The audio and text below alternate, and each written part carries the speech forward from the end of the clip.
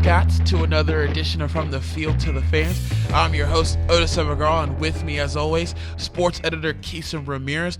I guess first show of 2015, huh?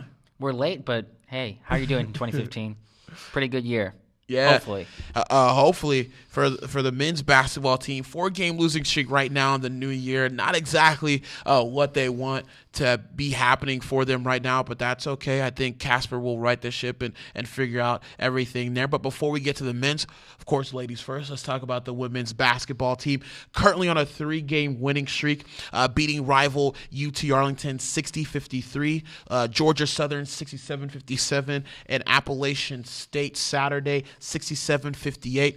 Bobcats currently sit third in the Sun Belt Conference, competing for that conference championship like Coach Antoine wants them. My man Q here has a special young lady he wants to brag about. And here, take it away. Taylor Deere, she freshman guard. I mean, she's a terrific player on both sides of the court. She's kind of coming into her own as a player. I mean, you look at the stats, her last 4 games, she scored 54 points in her last 68 minutes with a 46% field goal percentage. She is kind of realizing the player that she can be. And again, she is just a freshman. So really, the sky's the limit.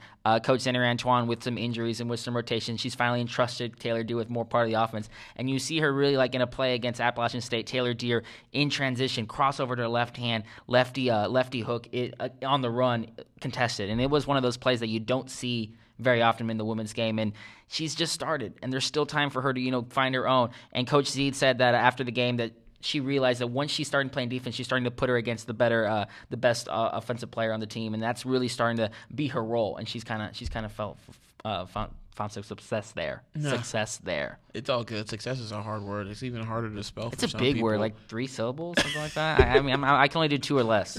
Oh, yeah, I got to say about Taylor Deere. H-Town. She's from Houston, so I love it. I'm from Houston, too, and I keep telling everybody around here that's where all the ballers rise is Houston, Texas. But she is playing very well. Had a very good game against Appalachian State. You rattle off those numbers. I wonder what her per is. Oh, man, probably in the hundreds. Probably. That's how good she is. Sky's the limit. Think better than Jordan? Almost. I think it's almost Klay Thompson level if we're looking at that. If we're looking at a fit option. 37 that's points dirty. in third it's quarter. Dirty. Oh, Klay Thompson. High honor for Taylor Deere. Played a very game against Appalachian State, and it's no coincidence that the Bobcats are doing very well with a freshman like Taylor Deere stepping up and doing what she's doing. Another person that I think needs a special shout out is Erica May. 5 points, 10 rebounds, 2 steals, first career start against Appalachian State Saturday. She can play, and defensively is where Coach Antoine loves Erica May. She's willing to play defense, do the dirty work, and right now, earlier in the season, we talked about this before the season started, that Jacqueline Jeffco was kind of the woman that needed to step up. Well, I think Coach Z has found her woman in Erica May that's really stepped into that role and is starting to get more comfortable and is starting to do the things that she wants her to do. And she even alluded to that she's going to throw Erica May and Taylor Deere, both freshmen, into the fire when they play Louisiana Lafayette. It's going to be a chippy game. It's going to be very physical. They're both teams that go after it. It's a fun little rivalry there that's kind of brewing between Lafayette and Texas State on the women's side of things. But Erica May is another young lady that many need to look out for as soon as she keeps developing her game to be a key element for the Bobcats moving forward. And then Kalia Mays, I mean, you look at the team. I covered this team last year. Ashley Eze left the team. I was like, oh, no, they're not going to have that post presence that they had last year. That's going to be hurting their team because that inside-out thing that they like to maintain without Ashley Eze is not going to happen. Well, Kalia Mays has supported that and then some.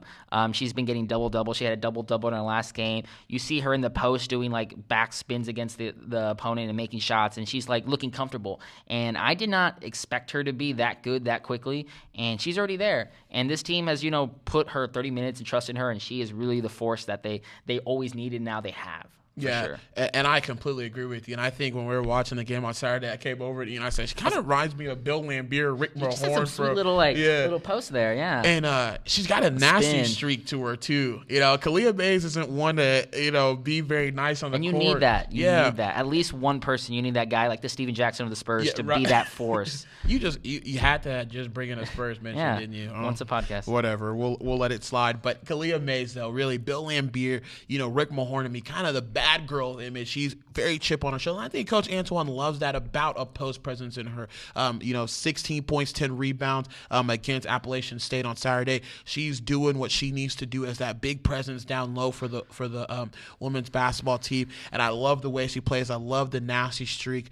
So Kalia Mays again too, kind of the person doing the dirty work. You always need that person cleaning up everything and the post moves. I agree with you there. I wish the referees would call it a little fair for her sometimes too. I'm not wearing my pom-poms for Texas State or anything like that, but I think there's some of the Appalachian State players on Saturday. You want to talk about flopping a little bit, and she had some charges, didn't go her way, but that's just part of the game. So Texas State women's basketball playing very, very well right now with the 3-game winning streak. And though they don't look at it, I've seen them play, and I'm like, okay, I feel like they can get better. And then you look at the conference standings, and they're third. Yeah. And Coach Z, before the season, said we're looking for that championship, and you can spin that positively, like, hey, they're third already, and they haven't been as good as they can be or might be. So I look at their team already third. They still haven't beat UALR. They still haven't beat those teams that are up there. But the fact that they're already in the thick of it, and they have had their injuries. Caitlin Wall has been out for the year. Ariel Anderson and Megan Breyer have been kind of a little inconsistent, and they're still there. So I mean, there's some, you can spin that positively in many facets for sure. Yeah, a team that's looking for things to spin positively for them. The men's basketball team, things not going well for them. Currently on a 4-game losing streak, and we'll talk about that and more when we come back from this quick break. The Texas State men's basketball team was defeated by Appalachian State Saturday evening with the final score of 64-58. I'm frustrated right now. I'm at a loss to explain our offense, our dismal performance on offense.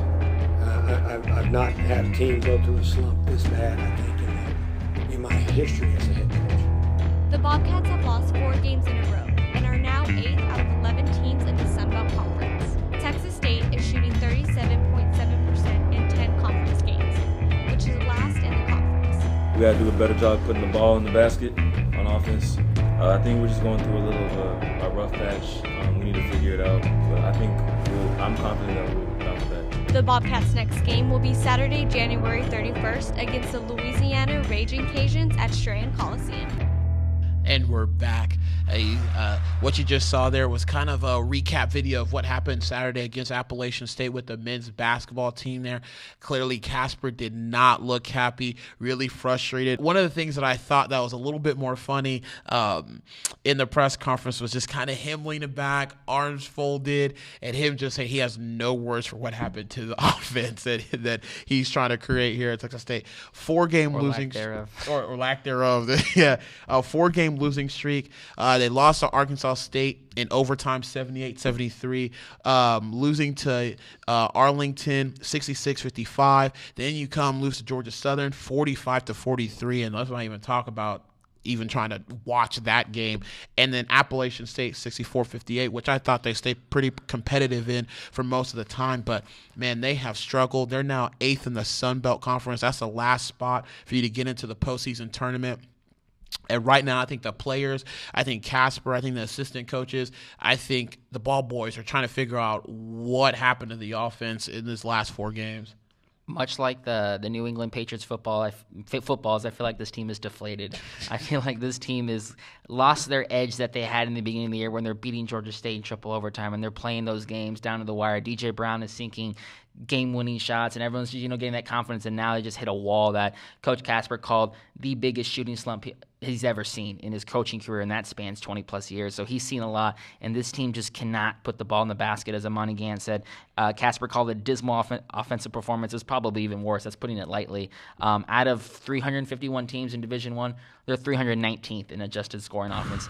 This team for them to win games, and he said if they're going to win games, they either play a lot better on offense or a little better on defense, and that's not happening. Yeah, and they're just trying to get their swagger back. That's just what it is. I mean, earlier in the season, you kind of saw it's all nice when you're winning basketball games, but a lot of those guys kind of forget, Texas State, you haven't won anything. You're not established. So all this and hopping on one leg like DJ Brown was doing earlier. Yeah, it's all nice when you're winning, but when you're losing, now it's kind of like, well, what happened to all of that? So I think that's something that they're really struggling with, is trying to get their mindset back, trying to get that ego back, trying to get their swagger back, per se. I mean, you want to talk about some numbers, shooting-wise.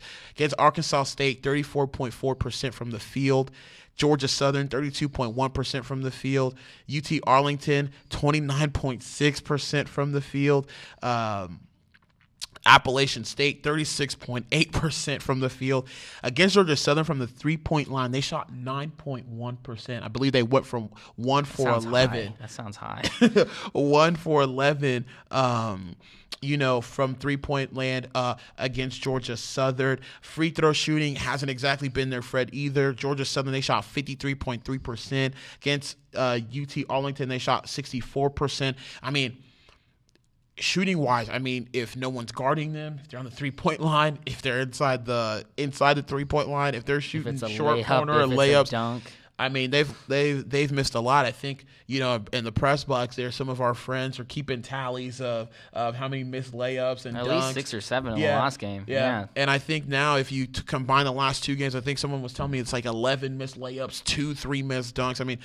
The ball is just not going through the hoop. And, one of the guys that I think that if you kind of follow the last 4 games and you follow this kind of player, I think this is where he is truly the X factor that a lot of people have been talking about, and that's Quixem Tilbury. Quixem has struggled mightily in the last 4 games. 1 field goal made in the last 4 games. He shot 1 from 6 against App State. Against Georgia Southern, he went 0 for 4. Against UT Arlington, he went 0 for 4. Against Arkansas State, he went 0 for 8. In that span, he scored 2 points. He scored 0 points. He scored another 2 points and another 4 points. Quixem is struggling, and Quixem's one of those guys that, 6'6", 6'7" swing guy. You expect to make the mid-range jump shot, the short corner jump shot, even make the occasional 3 when he's hoping. And right now, the ball is just not finding the bucket for him, and he's been struggling mightily from the field. Casper said in his press conference that ever since the first half of Louisiana Monroe when they struggled, they haven't been the same team since. And in the last 4 games, which they've all lost, he's tried 4 different starting lineups, 4 different starting lineups. And that's been, he said that consistency that he had at SFA where he had to change the lineup once or twice in 30 games has not been here, that inconsistent. And he's been saying, I don't know what to do. I'm putting Montalvo out there. I'm putting Weatherspoon. I'm putting Naylor. I'm putting Brown. I'm putting Tilbury. I'm putting Gant, Davis. None of them are finding 5 guys who can work together as a starting unit. And that inconsistency is what's plaguing this team. And if I have to circle back to any one thing, it's that they can't find 5 guys who can work cohesively and make shots together. Yeah, and I completely agree. I know DJ Brown, kid from California, he's really nice, but, he can only do so much. I know Casper's even talked about reducing his minutes because he's been playing so much. That's one of the consistent guys they have. Wes Davis as well. He's out a week. He was in the sling against Appalachian State. It's hard for Casper right now trying to find consistency. You can kind of just tell the frustration, the anger, just trying to see what could possibly work for those guys. And he said that, what do you want me to do? Montalvo's taking 11 threes. Amani Gant's taking 10 shots. And he said, I'm going to loosen the reins. I'm just going to say, you know what? I have to reevaluate what I'm going to do. And, I'm just going to have to not let these guys shoot what they do. And he said, quote, we are not the best shooting team in the world. And for them to win, realistically, they have to be shooting 40 to 45%. Yeah. Right now, they're shooting 37 to 35. And he said if you're going to win games and you're going to shoot that way, you need to play great defense. And granted, they're a very, very good defensive team, but the last 4 games and even before then, they have been good. And that is not the margin of error that you have with this team because, if you can't make a shot in basketball, I think that's one of the main rules. Yeah. It's hard to win. It's true. You got to make shots in basketball. You need scores. And that's why you look at Quixem, you look at DJ Brown, you look at Ethan Montalvo, who's supposed to be a sharpshooter, Victor Bermudez. And I know there's a guy that you think that could carry even more of a load playing for the men's basketball team. Imani Gant. Consistently, I feel like the guy who doesn't falter. He's had his fair share of, mishaps, but consistently his field goal percentage is way better than last year. He's carrying a big load. He got to the line, I think, 10 times in the last game and rebounding the ball. His defense is a little shaky there, but he shows effort there. And he's the guy who's been the mainstay for me, the guy I can see, okay, if anyone's not faltering, it's Imani Gant. And if anyone can follow in those footsteps, maybe this team can get there. But as of right now, 8th spot, very, very on the edge. They're in a weird spot right now. Yeah, so it's going to be really interesting for the Bobcats and some of these players moving forward. If you have any questions, comments, concerns, you can leave it at theuniversitystar.com. You'll see our lovely faces in a YouTube video talking men's and women's basketball. Also, later on, we'll be talking about baseball and softball this season, getting to talk to coaches and numerous things. So that's going to be really fun for us as well, especially with baseball, since you love numbers so much. You can really break those down. So that's Don't get me started. Those numbers. That'll be really great. Also, give us any questions on Twitter at University Star or at UStar_sports using the hashtag Field2Fans. You got any final thoughts? Let's just win some games and score some points, please, men's basketball. I mean, that'd be nice. And if you're going to lose, let's make it fun. I mean, these 45 to 43 games, let's not do that anymore. Yeah, and honestly, just win. Just win, baby. Just like Al Davis said, just win, baby. It's good for Texas State. It's good for us. So that way we don't have to talk negatively about the Bobcats or Texas State and things like that. But for sports editor and my man, Quixem Ramirez, better known as Q, I am your host, Odus Evbagharu. And like I always say, we'll see you next time. Bye.